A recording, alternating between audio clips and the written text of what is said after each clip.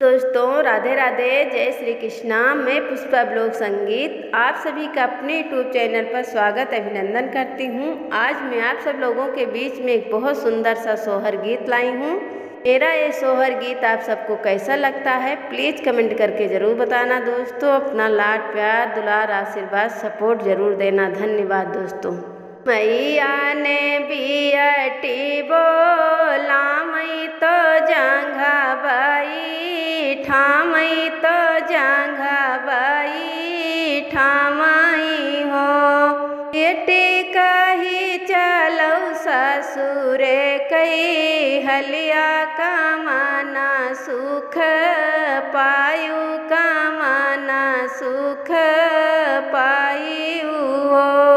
बेटी कही चलौ ससुरे कई हलिया कमाना सुख पायु कमाना सुख पायु हो।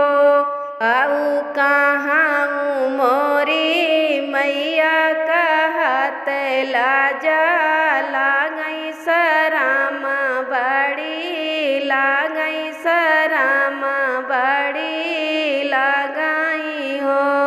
आऊ कहाँ मोरी मैया कहत लाजा लागई सराम बड़ी लागई सराम बड़ी लगाई हो।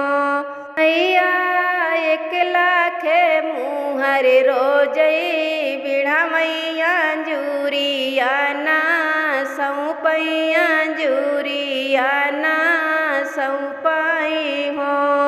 मैया 1,00,000 मुहर रोजई बिढ़ा मैया जुरिया न सौपैया जुरिया न सौपाई हो।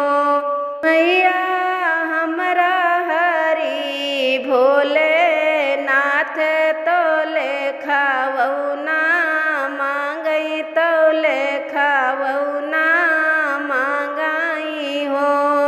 मैया मोरा हरिया हैं भोले नाथ तोले खावौ ना मांगई तोले खावौ ना मांगाई हो।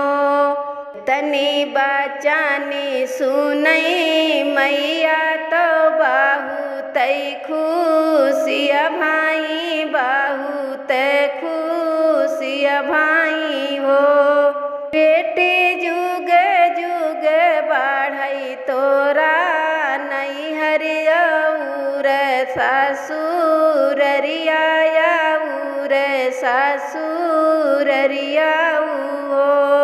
बेटी 1,00,000 बढ़ई तोरा नैहर 1,00,000 सासुर 1,00,000 सासुर हो।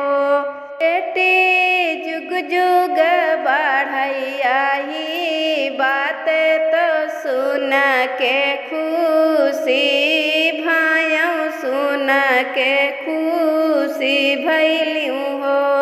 बेटी अमर रहाई आही बात तो सुन के खुशी भैलियू सुन के खुशी भैलियू हो।